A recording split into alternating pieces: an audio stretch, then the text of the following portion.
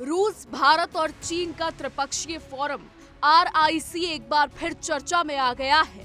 रूस ने चीन और भारत के साथ ट्राइका को शुरू करने की अपील की है। रूस और चीन की ओर से इस फोरम को जिंदा करने की इच्छा बार बार जताई गई है। हालांकि भारत इसके लिए बहुत उत्साहित नहीं दिखा है।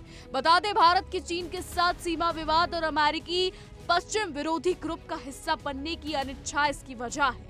ऐसे में सवाल ये है कि क्या भारत की ओर से रूस की अपील का स्वागत किया जाएगा। तो आपको बता दें, मीडिया रिपोर्ट्स के मुताबिक रूसी विदेश मंत्री सर्गेई लावरोव ने दिल्ली और बीजिंग के साथ मॉस्को के संबंधों की तारीफ करते हुए रूस, भारत, चीन यानी RIC, रशिया, इंडिया और चाइना त्रिपक्षीय बातचीत फिर से शुरू करने का आह्वान किया है। पहली बार साल 1998 में तत्कालीन रूसी प्रधानमंत्री येवगनी प्रिमकोव की ओर से प्रस्तावित RIC चीन भारत तनाव के कारण जमीन पर नहीं आ पाया है। बता दें, साउथ एशिया और इंडो पैसिफिक की जियोपॉलिटिक्स के जानकार ये मानते हैं कि चीन के साथ सीमा विवाद के चलते भारत की RIC में सीमित भूमिका रहेगी। भारत और चीन के बीच अभी भरोसे की कमी है। साल 2020 की गलवान झड़प के बाद लंबी बैठकों के बावजूद दोनों तरफ तनाव बना हुआ है। वहीं आपको ये भी बता दें कि विशेषज्ञ ये भी मानते हैं कि ऑपरेशन सिंदूर के दौरान चीन की पाकिस्तान को मदद भी भारत को RIC के लिए असहज करेगी। भारत के शीर्ष सैन्य अफसर ये मान चुके हैं कि भारत के ऑपरेशन के दौरान बीजिंग ने इस्लामाबाद को उन्नत हथियार और खुफिया जानकारी दी। चीन ने भारत की सैन्य कार्रवाई को कमजोर करने के लिए गलत सूचना अभियान भी चलाए। वही विशेषज्ञ ये भी कहते हैं कि भारत RIC के पुनरुद्धार पर यथार्थवादी और गैर प्रतिबद्ध बना हुआ है। भारत ऐसे मूल्यों पर आधारित एजेंडों से जुड़ना नहीं चाहता जो RIC को अमेरिका और पश्चिम के मुकाबले खड़ा करता है। दिल्ली बहुध्रुवता में विश्वास करता है। एनालिस्ट का कहना है कि अलग अलग प्राथमिकताएं और प्रोजेक्ट भी RIC के विकास में रुकावट डाल सकते हैं। बता दें, रिपोर्ट्स के मुताबिक RIC के फिर से शुरू होने से रूस को सबसे ज्यादा फायदा होगा। RIC के बनने से रूस को एक अलग थलग देश के रूप में नहीं देखा जाएगा। वे तीनों देशों के पेमेंट सिस्टम को कोऑर्डिनेट और इंटीग्रेट करके तकनीकी प्रतिबंधों से बचने के लिए इस ग्रुप का इस्तेमाल करेगा। विशेषज्ञों का मानना है कि डॉलराइजेशन पर भी इन तीन देशों के बीच अभी तक कोई एकता नहीं है। भारत इस विचार का विरोध कर रहा है। वहीं चीन युआन को अंतर्राष्ट्रीय बनाने पर जोर दे रहा है।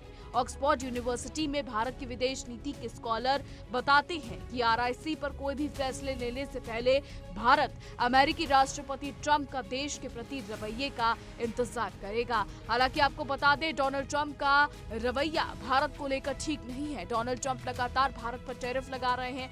दूसरी बात, डोनाल्ड ट्रंप लगातार ये कह रहे हैं कि वो भारत पर टैरिफ इसलिए लगा रहे हैं क्योंकि भारत रूस से तेल खरीदता है, जिससे रूस यूक्रेन युद्ध में भारी मदद मिलती है, भारी फंडिंग रूस को होती है। लेकिन आपको ये भी बता दें कि भारत इस पर साफ कर चुका है। भारत इस चीज को सिरे से खारिज कर चुका है। भारत ये साफ कह चुका है कि भारत रूस से तेल खरीदता है तो अपने नागरिकों की जरूरतों के लिए, ना कि किसी भी फायदे के लिए। लेकिन उसके बाद भी राष्ट्रपति डोनाल्ड ट्रंप लगातार भारत को लेकर ये बातें कहते रहे हैं। वहीं अगर बात करें भारत अमेरिका ट्रेड डील की, तो वो भी अभी रुकावट बनी हुई है।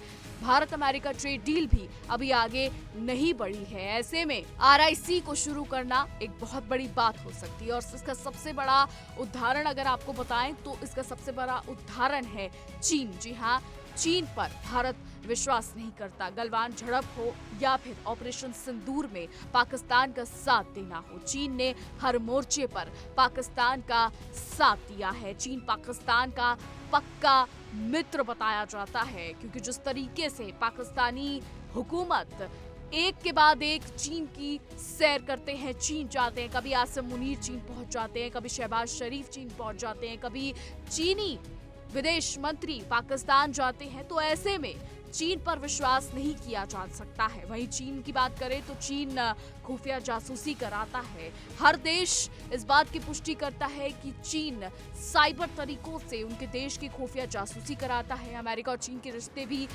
अगर हम इतिहास से देखें तो ठीक नहीं रहे हैं। अमेरिका लगातार चीन पर यह आरोप लगाता रहा है कि चीन उसकी जासूसी करता है। वहीं भारी भरकम टैरिफ लगाने की बात भी अमेरिका कर चुका है। ऐसे में आरआईसी को दोबारा खड़ा करना काफी मुश्किल नजर आता है। रूस ये प्रस्ताव पहले भी रख चुका है, चीन भी ये प्रस्ताव रख चुका है। एससीओ समिट के दौरान भी आरआईसी का जिक्र हुआ था और ऐसे कयास लगाए गए थे शायद आरआईसी को फिर से खड़ा किया जा रहा है।